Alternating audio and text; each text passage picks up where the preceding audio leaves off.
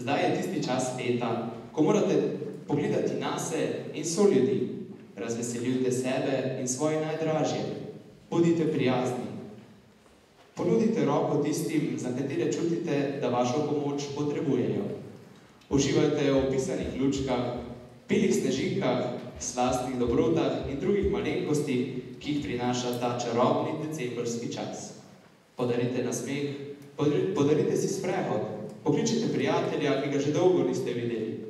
Ne škodi in ne boli. Predvsem pa osrečujte.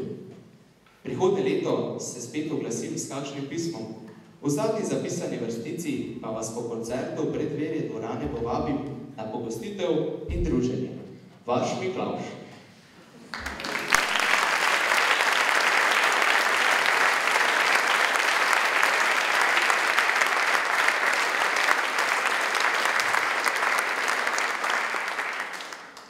Hvala, Miklavž, za tako prisrčno pismo. Vam pa znova nasnidenje ob letu v Soreji. Srečno! Vse tako svetlo in lepo!